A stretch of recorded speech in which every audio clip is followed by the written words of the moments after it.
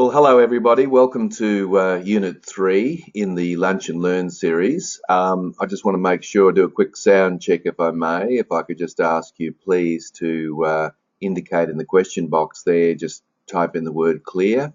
Just want to know whether I'm being heard. That would be great. Otherwise, I'm just basically talking to myself, which isn't a good thing. Okay, thanks Dale. Thanks, John. Thanks, Fred. Thank you. Okay, sounds like I'm coming across loud and clear. So welcome to the third unit.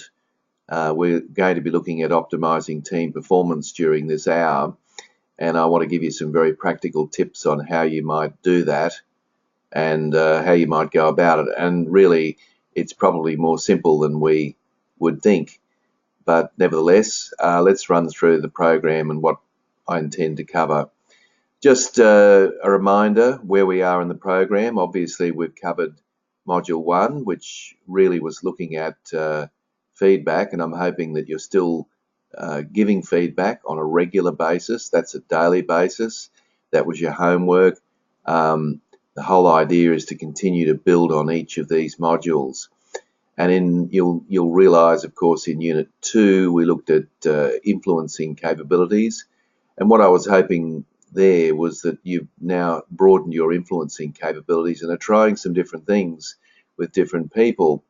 And the three variables there is your own influencing capability style, which you would have got from your influencing profile. Obviously, the people that you're influencing. And thirdly, the situation that you're in. And so today we're going to look at optimizing team performance as such. All right, so I'm going to suggest to you that your primary role as a leader is to get the very best out of each member of your team. Now, you might say that there are a lot of things that I've got to do as a team leader, and it's true. You've got to get the products or the services out the door. You've got to organize people. You've got to do all sorts of things. There's myriad things that you're required to do as a leader. But at the end of the day, your job ultimately is to get the very best out of each person that's working with you. Now, of course, that might sound very logical, but of course it's very, very difficult. And I'm not suggesting for a minute that we're talking about, moving people perhaps from, say, a 70% productivity rating up to 100 overnight. That's not going to happen. It's not practical. But what if you could get that person from 70 to 75? Would that make a difference? What if you were leading 6 people and you could get them all from, say, 70 to 75? Would that make a difference? It would make a significant difference. And I guess that's my point, that our job is about trying everything we can to build up better working relationships with each person to a point of actually getting better results from each person. So I'd leave that thought with you, because I think, a lot of people that I talk to who are in leadership roles lose sight of their number one priority, which I think is actually about getting the best out of people. So something to think about. And so there's basically 3 things that I want to cover during our session today. I want to look at some of the barriers of creating a culture of conversation. I'm going to make the suggestion that conversation is the primary tool for getting the best out of people. And what I find is that a lot of organizations aren't having enough quality conversations. They're having what I call dehydrated conversations. And what's a dehydrated conversation? Well, it's a conversation, of course, that's very dry. It's a conversation that isn't terribly meaningful, and very much a task-focused type of conversation. So I really want to talk about people-focused conversations during this hour. I'm going to share with you my framework, the 5 Conversations Framework, which is a tool that you could use, a developmental tool to get the very best out of people. And I'm also going to share with you at the end of this broadcast 5 additional developmental conversations that you could and should be having with each and every one of your people that you lead. So that's where we're going during the next hour. So just relax, and by all means, if you've got questions, comments, observations, please type them in your question box the moment you think of them, and I'll stop the presentation and just deal with them as we go. And that way you won't forget them, and I'll deal with them right on the spot. All right, so let's look at some sobering statistics to start with. And this will come up on your screen very soon.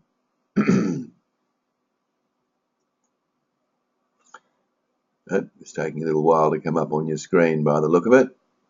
Anyway, let me start with the first statistic, and then hopefully, here we go. It's coming up now. It's taken a while to come up.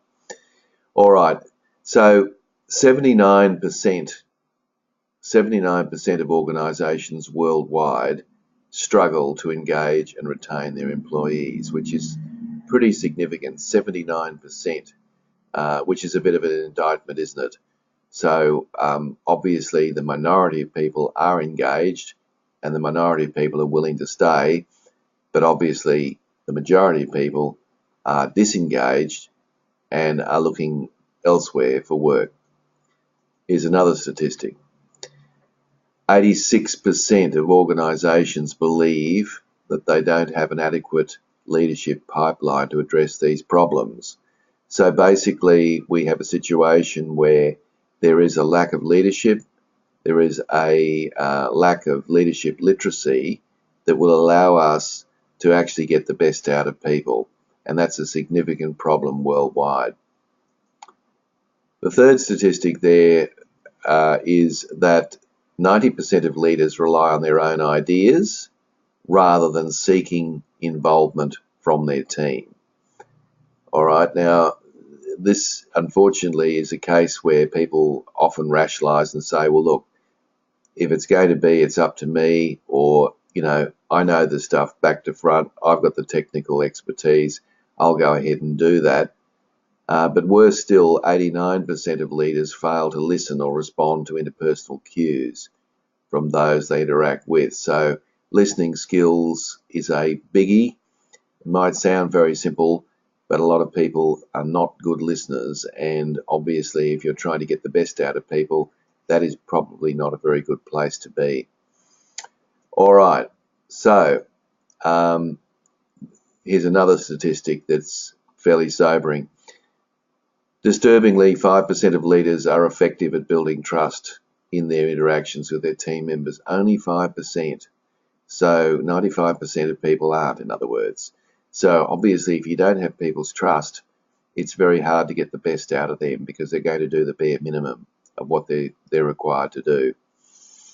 60% of employees felt that their self-esteem was damaged in some way by a leader at work. These people would rather do anything else than sit through a performance conversation with their boss.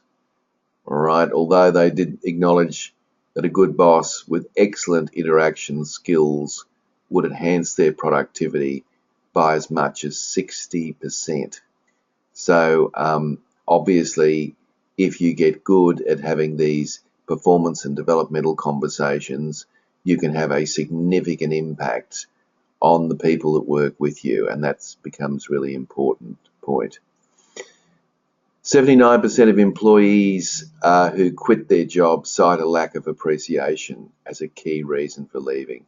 So I've done a lot of exit interviews in my time, and what I found was that when you scratch the surface and you really find out what's going on in people's lives or why they've decided to leave, the reality of that is often that there's not a sense of appreciation as to who they are and what they're capable of doing. And the irony is that the people that do decide to leave are the ones who basically, the ones that decide to leave are basically the ones who have got the capacity to leave. In other words, they're probably people that you want to hold on to. So that becomes pretty significant. 65% of North Americans report that they didn't receive enough recognition in the previous year, and that's significant as such. I'm just being told I've got a few technical issues here. I'm just wondering if people can still hear me or see the screen. Could you just indicate, please, whether that's the case? I'm just concerned that I've got a message here saying we've got a bit of a dodgy internet connection. So how are people faring at the other end? Let me know. I'll plough on and see where we go from here. All right, a couple of things about conversations that I want to talk about generally. I just want to paint a picture of the power of conversations and how important it is for you as a leader to develop the idea of conversations in your workplace. So let's have a look at some of these, which become very, very important, some of the key concepts. In one of my books that I co-authored with Aubrey Warren, and the book's entitled Conversations at Work, we actually argue that organizations are conversations. Now, what I mean by that is simply that there are hundreds, thousands, tens of thousands, even hundreds of thousands of conversations that go on every day in organizations everywhere.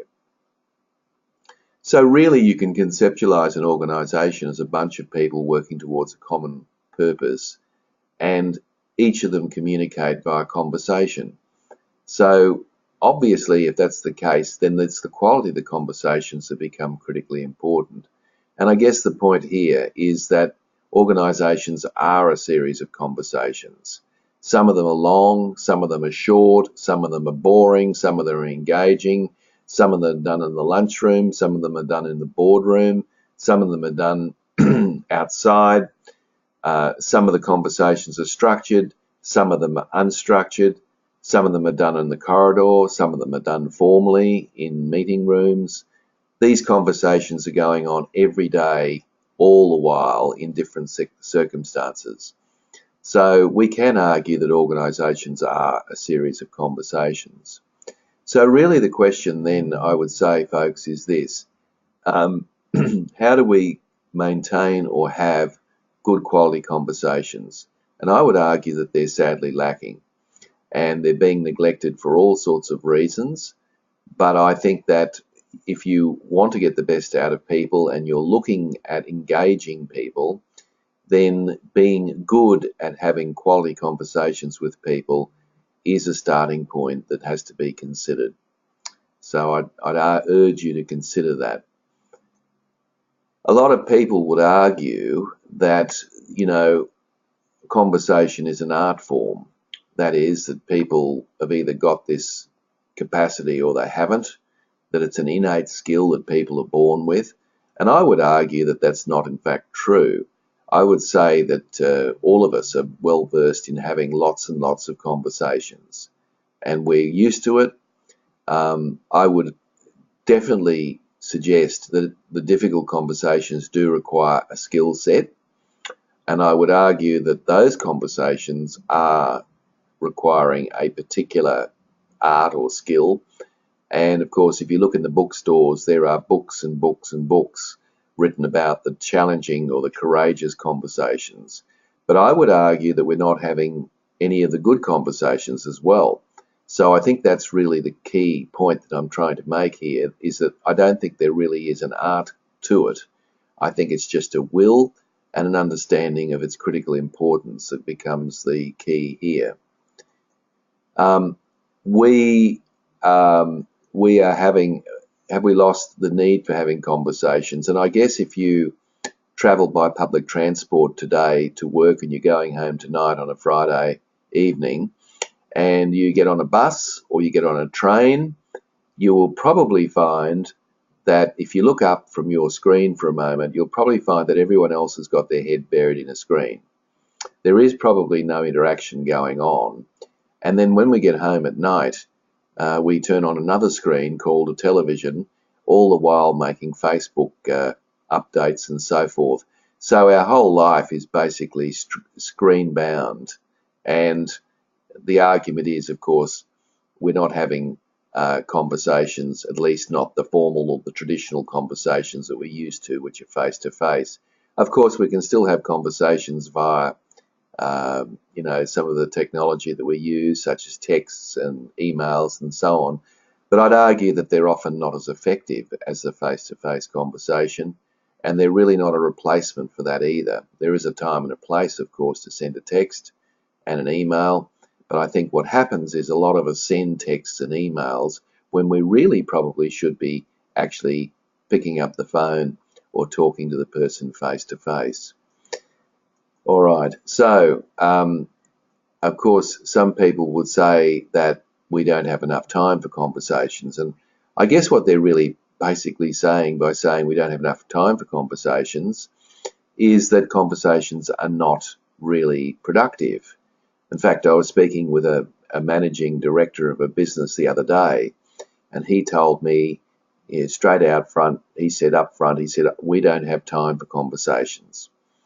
And I kind of didn't know how to answer that, because I was curious as to why he said that. And I asked him why, and he said, well, we've got other things that we've got to do. We've got work and so forth. And I gently challenged him that, the work that he does requires people to communicate with each other.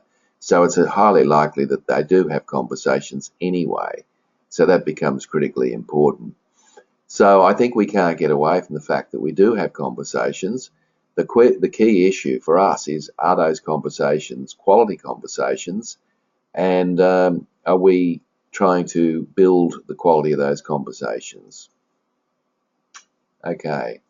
Another key point is that two of my favourite colleagues and authors are James Kuzner and Barry Posner, and they wrote a book called Credibility. And in that book, they argued that leadership is a relationship. That was one of the key phrases in their book, which I think is a fantastic concept, that leadership is a relationship. So my question to them is, how do you have a relationship? How do you have a relationship with anyone, whether it's a personal, professional, work-related relationship? How do you do it? And the answer, of course, is one conversation at a time. So if we're having one conversation at a time with the people that we lead, it's likely that trust will build, the relationship will build, a whole lot of things will occur as a result of that. So we really can't, as leaders, afford not to be conversing with people, because at the end of the day, that's how we build our leadership muscle, if you like. That's how we build our capacity to lead. That's how we build trust levels and so forth. So I think that becomes critically important. All right, so what I want to do is share with you 9 barriers to having conversations or communication in the workplace. As I go through these 9 barriers, I'd like you to have a think about how prevalent these barriers are in your workplace, because it's highly likely that they will be, in some cases, problematic. And if there's anything that you can do to overcome these, that would be great. Some of these barriers are personal, some of these barriers are physical, some of these barriers are psychological. So as you read through these barriers, have a think about your own particular organisation and yourself as well, and how you communicate in each of these areas. Okay. So the first, I notice this isn't up on your screen, guys, so we're obviously having some interesting challenges with internet at the moment. But thank you for hanging in there. There's not much I can do except just plough on, and hopefully things will improve. Anyway, one of the barriers is inattentiveness in a conversation, and that is where we fake listening. We pretend to be listening to someone. And all of us, of course, do this to varying degrees. And often we do it for a range of reasons, but one of the obvious reasons is that we assume we know what the person's going to talk about, so we've tuned out Or another particular reason that we're inattentive in a conversation is that the other person um, is speaking too slowly and communicating too slowly, and of course our brain is working at a much greater rate of knots, and we've moved well ahead of where the person is in terms of them communicating the message to us. Another barrier, of course, is what we call multi-skilling or multitasking, and we've all heard about that, where we're trying to do two things at once.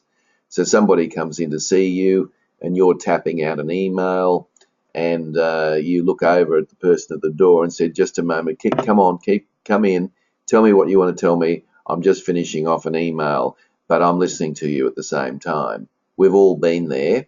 And of course, what we're thinking is that we're being highly effective. We think that we're being effective because we're producing a quality email, and at the same time we're listening to what the person has to say. But the reality is we're probably not producing a terribly good email, and we're probably demonstrating clearly to the other person at the doorway that we're not that interested in what they've got to say, because frankly, if we were, we would move away from the keyboard and would actually listen to what the person had to say. So my strong advice is, and of course the research shows this conclusively, that multitasking doesn't work. We think it does, but it doesn't work. So the question then we have to consider is, what we're trying to do, of course, is we should, if the email is extremely important in those circumstances, we should say to the other person, listen, I need to finish this email. The moment I finish this email, I'll come over and have a chat to you. Obviously, you want to talk to me about something.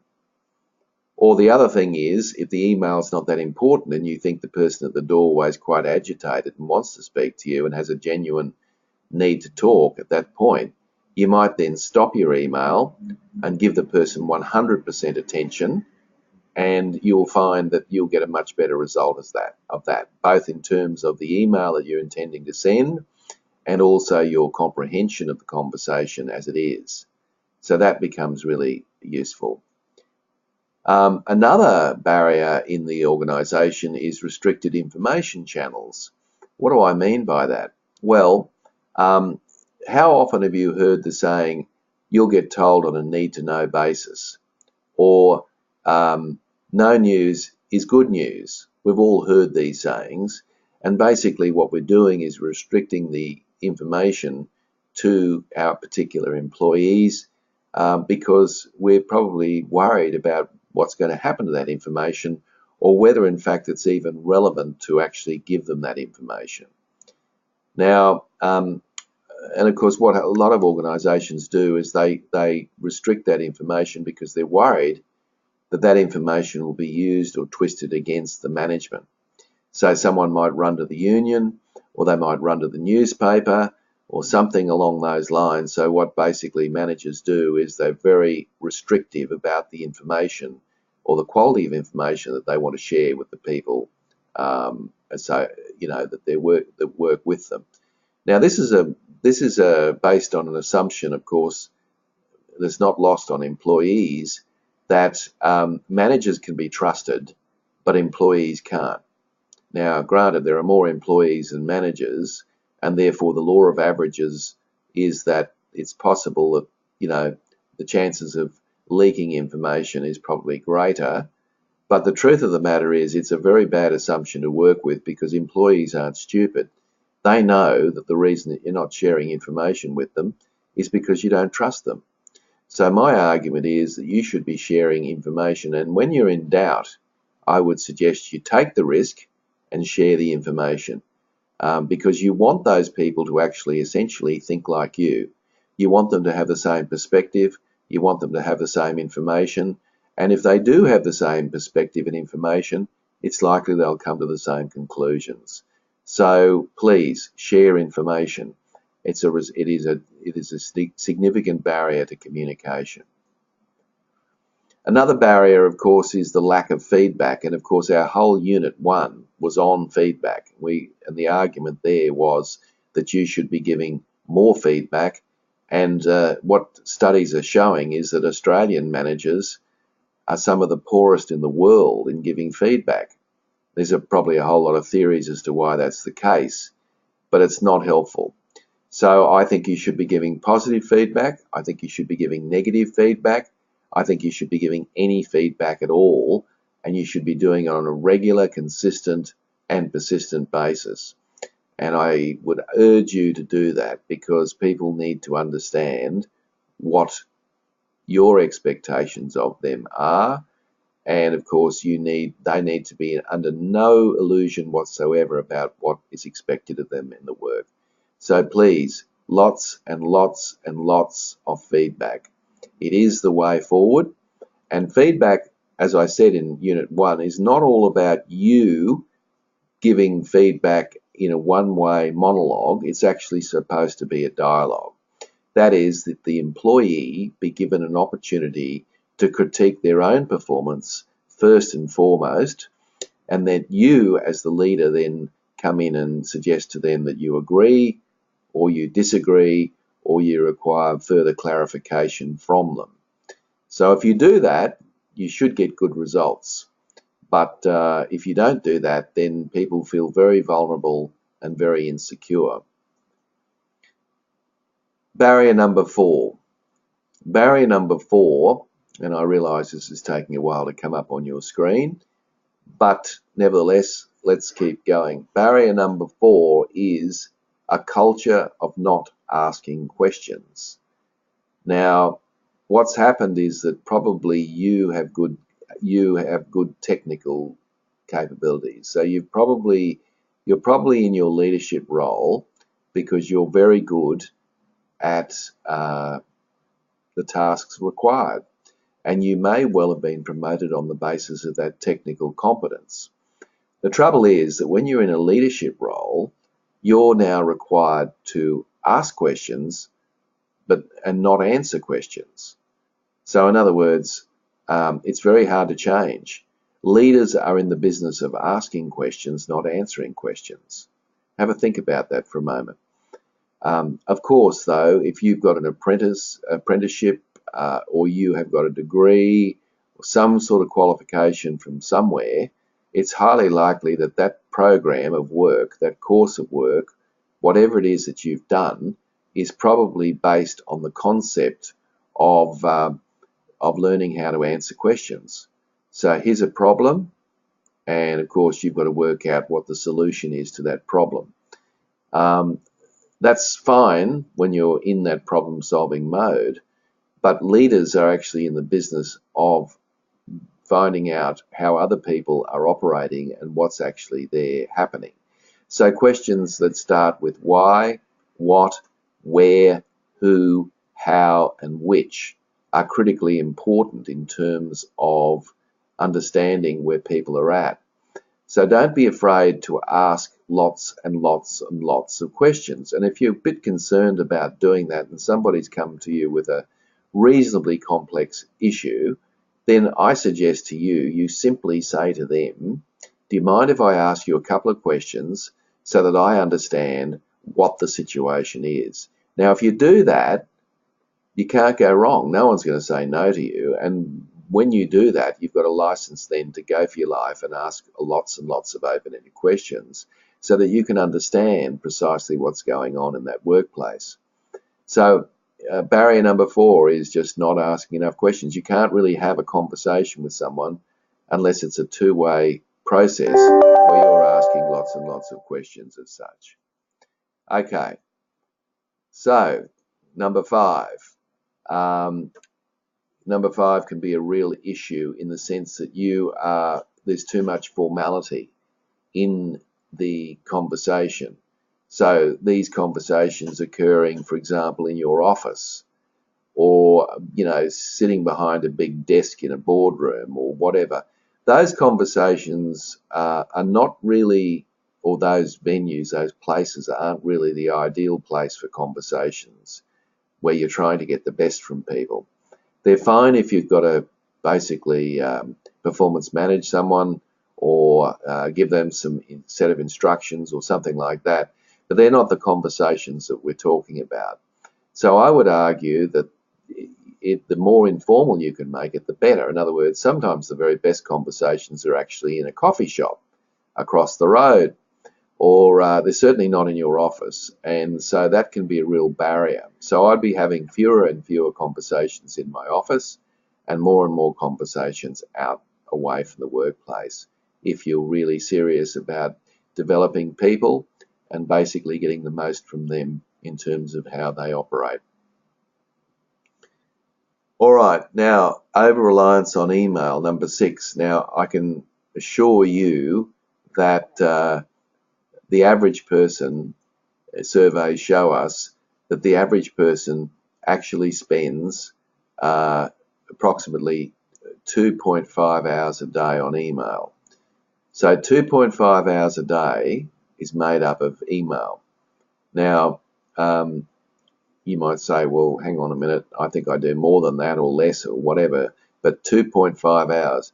I would actually suggest to you that email is a wonderful tool, but I think in a lot of cases what happens with email is that we actually try to have a conversation with somebody or series of people via email when we really should be picking up the phone or going to see them or just talking to people basically, because if you don't do that,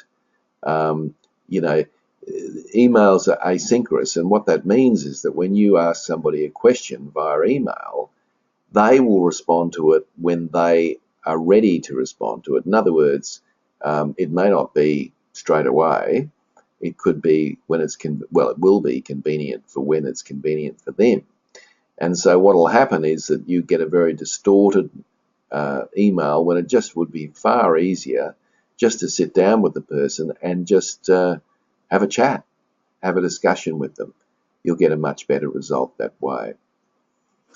All right, number 7, lack of role models. If you and your management team or anybody who is above you in the organizational chain, if they're not having conversations themselves, or their conversations are secret, or they're behind closed doors, or they're done on the fly, or they're quite hostile, whatever the characteristics of the conversations that people are having above you will often set the tone of the culture for the organization. So obviously the place to start is with the role models. So what sort of conversations are the senior managers having? Are those conversations useful? Are those conversations productive? Are they dignified? Are they two-way? All of those things will give a very clear signal to the rest of the organization about the quality of conversations and what conversations really mean in that workplace. So that becomes significantly important in terms of getting the rest of the organization to contribute to having meaningful conversations. So number 7 is a lack of role models. Number 8, we've all heard the term, let sleeping dogs lie, and or I don't want to open a can of worms. And what these messages are really saying is that we don't really want to talk about difficult matters at work because it's difficult and it might open up a whole lot of unfortunate situations that we don't want to talk about. So so what happens is we don't talk about things. We sweep them under the carpet. We don't talk about the elephant in the room. And things, of course, don't improve as a result of that. Things don't just magically improve.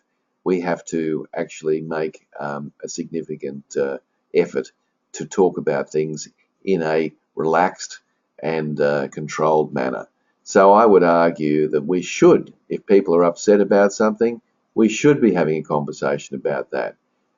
If there are concerns about the quality of someone's work and you're worried about how they might react to you giving them constructive feedback, then go ahead and do it anyway, because the alternative, whether you realize it or not, is actually worse. In other words, they're never going to learn, they're probably never going to change, and it's just going to create a really bad situation. So have the conversations. It becomes really important to do that. But I'm sure all of us have been there, and we understand that we don't want to open up these difficult circumstances. I would say to you this, that it's often these situations are a lot easier than we like to think. A lot of us get terribly concerned about how the other person might accept the conversation. Look, at the end of the day, it's up to them to decide how they want to accept or not accept the conversation. That's their decision. Our own obligation is to be able to communicate as tactfully and as in a dignified way our message, and really how the other person reacts to that is completely and utterly up to them, and let them react how they want to react. That's the critically important point there. Physical layout in an office is very interesting because, of course, we've all moved towards an open office or open planning environment where people are pretty much sitting in the small alcoves and basically have, no barriers. There are people all around them, and that's been the case for the last, 25 years, and that can be quite. It can be, and one of the reasons that's occurred is the fact is that we are trying to encourage people to talk to each other. So having an open office environment is critically important to do that. The trouble with an open office environment, of course, is that the conversations that we have are quite shallow, or what I call dehydrated, and that is they're not really terribly meaningful. And the reason they're not very meaningful is that people are worried that other people are listening in or tuning into their conversations. So they decide not to raise subjects or talk about things that are important. And then by the time you book the meeting room, somebody else has probably taken it, or they've had a long meeting and you can't get in there. So we tend not to speak. So open office environments aren't necessarily conducive to conversations, despite the fact that we thought that would have been the case a quarter of a century ago when we started to implement them. So you need to find a good place where you can actually have conversations with people in private, and you need to be able to do that on a regular basis. Otherwise, what happens is it becomes a barrier. The open office environment, ironically, becomes a barrier to being open as such. So they're the 9 barriers. So you might want to think, well, which of those am I guilty of in our organisation? Which of those are problematic? I'm sure some of them are. And of course, as a leader, your job is to try to eliminate them as much as you possibly can. You can't get rid of them all. I understand that, but it's important. To be able to indicate that. So moving right along, what I was hoping you'd see on your screen, although I'm getting a feeling that you're not seeing anything on your screen because I'm not seeing anything.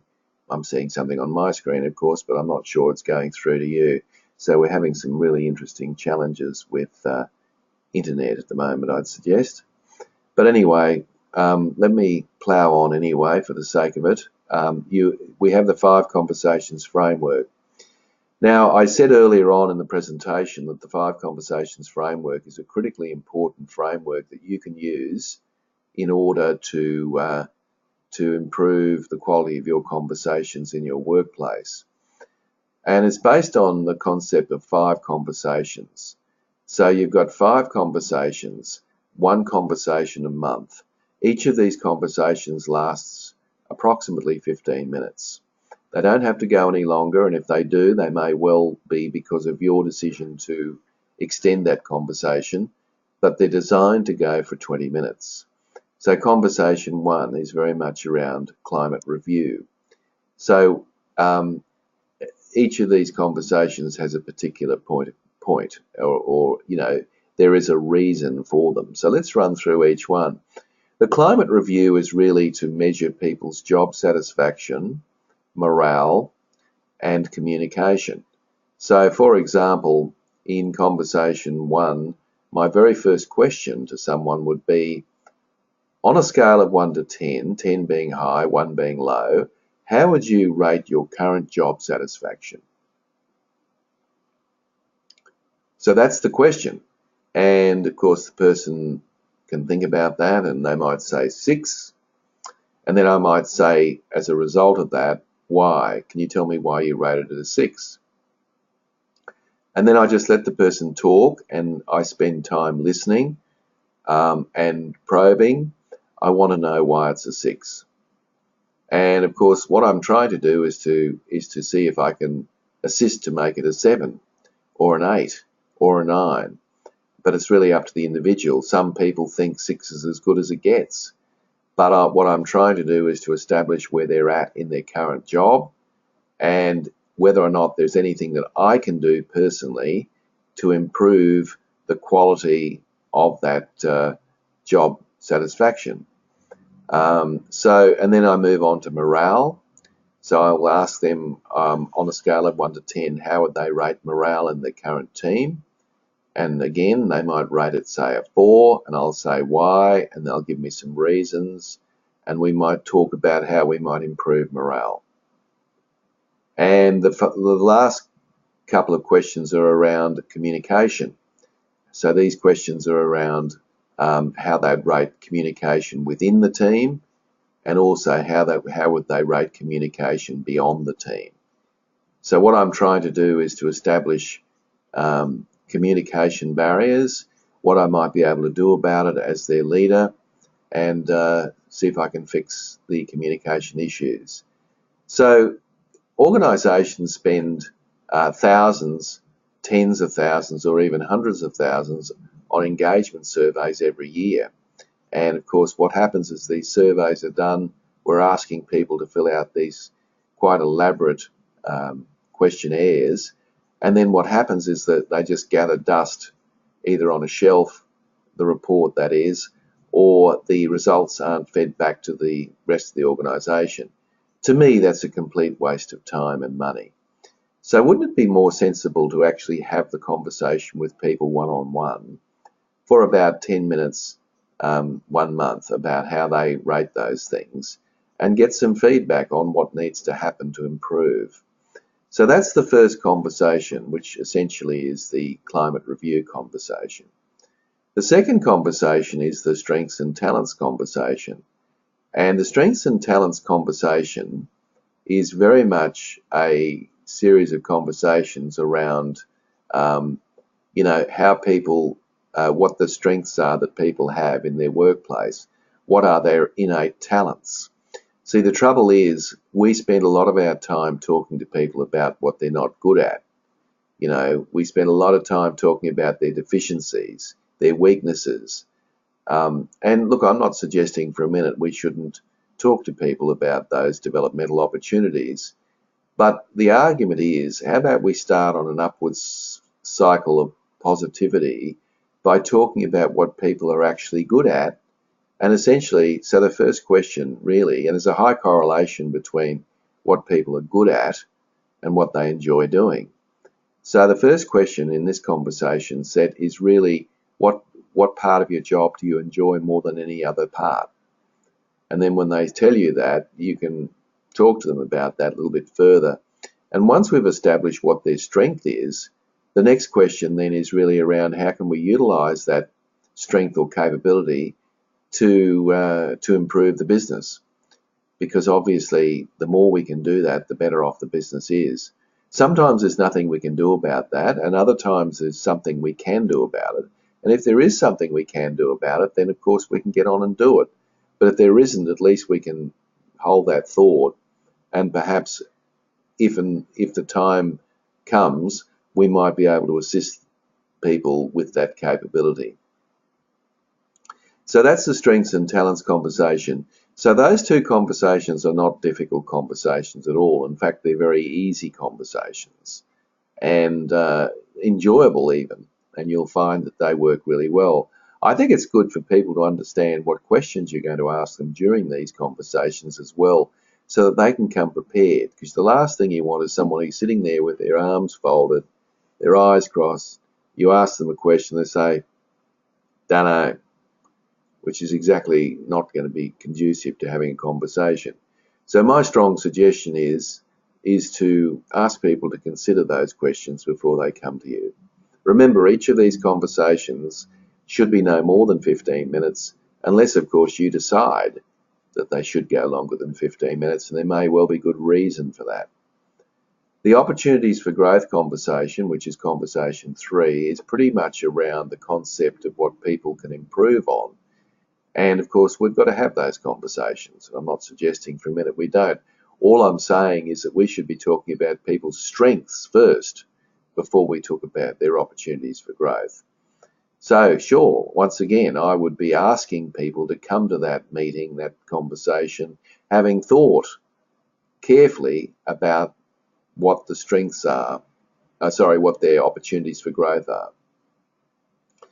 And we have a conversation about that. And really the question then is, what can you do as a leader to help them or to support them to improve that area that needs working on? It should only be a constructive conversation. Not always, but it should be.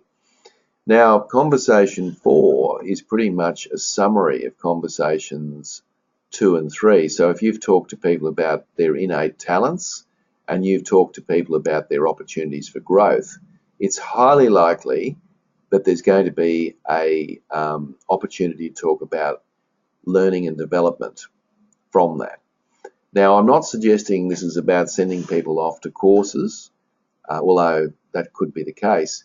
But a lot of it could well be informal coaching. It could be explaining how something works. It could be buddying someone up with someone that's got a better skill set. There's a lot of things that can be done in the workplace that revolve around learning and development. In fact, that's the number one place where people learn is in the workplace, not off-site going to a program where only 10% of it might be applicable.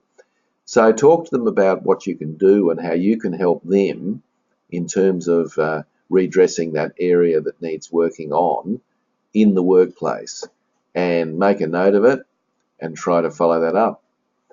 And the final conversation, which is conversation number 5, is really exciting, because imagine in your workplace if everyone's having these 5 conversations, how powerful this would be. But conversation 5 is really innovation and continuous improvement. So what I'm really trying to do here in this conversation is talk to people about ways and means of making the organisation more efficient and effective. So how can we do things faster, quicker, easier, with better interpersonal cooperation, safer, with better quality? All of these things are open for conversation and discussion. And, you know, the fact is, you're not going to have people come up to you giving you suggestions on making things better, faster, easier, and so on, unless you ask the question and then bite your tongue until it bleeds and actually listen to what the other person has to say. If you do that, you're likely to get a better result. So if you do that, and again, the person should come to that conversation having thought about an area for improvement, so that they're prepared to give you that and not just start from scratch. So that becomes that should become a very powerful conversation. So the 5 conversations framework is a great tool for you to have regular, meaningful, developmental conversations with the people that you lead. So your homework, I guess, I'm preempting it because we're not finished yet, but your homework is to set up a schedule where you can actually sit down for 10 to 15 minutes once a month with each person and talk to them about their particular, some of these issues, some of the things that I've talked about. You can use the framework if you choose, but just sit down and have a conversation. You will be amazed at the difference it'll make, and you'll be amazed at how effective it is. And the people that say to me, well, I don't have time for all this, well, at the end of the day, you must not lose perspective. A business and an organisation is really a bunch of individuals working towards a common objective. And you should not lose sight of that. And it doesn't matter whether we're talking about an orchestra or a police service. It does not matter. The truth is, it's a bunch of people working towards a common cause. And the only way that you can really get the best out of human beings is by talking with them. There's no other way. So you have no choice. This is your work, and I can assure you it'll make a huge difference, but you've just got to back yourself and have a go at having these conversations. All right. Now, there are 5 more conversations I want to share with you and talk about 5 more conversations that I think are sadly neglected in the world of work. So, one of the first conversations I want to talk about is the coaching conversation. You should be a coach in your workplace, and there's lots and lots of books and material and courses now that suggest that the leader becomes the coach. And so you should be in the business of coaching your people. What do you coach them on? I'm not sure. It could be people skills, it could be how they do the job, it could be on a whole bunch of things. But you should be seeing coaching as a conversation. You should be a coach, and the conversations that you have should be two-way. That's why I call it a coaching conversation. It's not just you sitting there barking orders or directing people. It's about you listening, affirming, and suggesting ways and means that you might be able to move forward. So coaching is a great conversation. A conversation with coaching can go for 5 minutes, or it could actually go for 50 minutes. It really depends on what you're talking about, who you're talking with, and how important your time is on that subject matter. So have more coaching conversations. You'll get much better results. Conversation 2 is a mentoring conversation, which is a different conversation to a coaching conversation. And any of you have had a good mentor in your career, as I have, will know the great value of it. There's nothing more significant than having a wonderful mentor. They can be a huge benefit to you, and they can be hugely useful.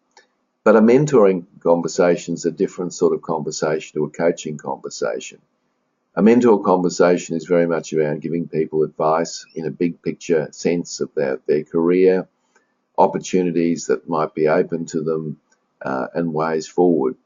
So if you're given the opportunity to be someone's mentor, for heaven's sake, take it up, because it'll be one of the most rewarding things that you've ever done in your life, even though it might not seem that way. And equally, if you in your career have had a great mentor, or want to seek out someone to be a mentor, please do, because again, it is a hugely underestimated area in the workplaces of mentoring. Some people, of course, have mentoring programs. I'm a little bit skeptical of that, because if you organise it too much, then it becomes very structured and robotic, and people aren't really committed to the process. So mentoring often occurs spontaneously and off the cuff, but you can certainly have mentoring conversations with people about a range of topics. Another conversation that's really important, and again, people may not think this is a really important or not a conversation, is delegation. Delegation should be two-way. Delegation means that the person at the other end of the conversation is contributing to the conversation. So we have a situation where obviously it might be a complex area that you're delegating. You're generating ideas from the other person. You're asking them to contribute. You're asking and offering solutions. So it really should be a two-way street, and it should be, in short, a conversation. So of course, most of us don't do anywhere near enough delegation. We're too busy hanging on to the things that we enjoy doing and don't want to let go. My suggestion is let go, get other people involved, and have a delegation conversation with them. You'll find you'll get great results. The visioning conversation is the why of work. This is about explaining to people why you want something done the way you do. So giving people a kind of a rationale. Why do you want it done this way? What's the end result of this? What are you aiming to do?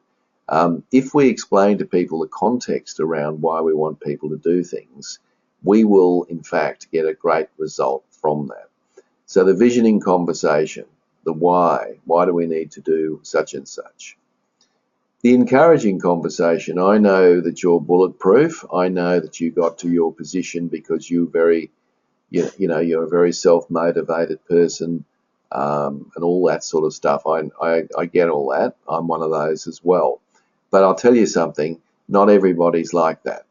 And some of the people that you lead actually require you to encourage them, to let them know that you believe in them, to say thank you for the efforts that they have given, and genuinely to be a positive and encouraging, because most people have got more self-doubt than you probably could imagine. So encourage people, say thank you, let them know you appreciate the efforts that they put in. All of those things will pay off for you big time. But that's not the reason to do it. It's just being respectful to other people. And so two things before we finish. You've got three positions to be in a conversation. First position, second position, and third position. First position is when you're looking at things through your own eyes only.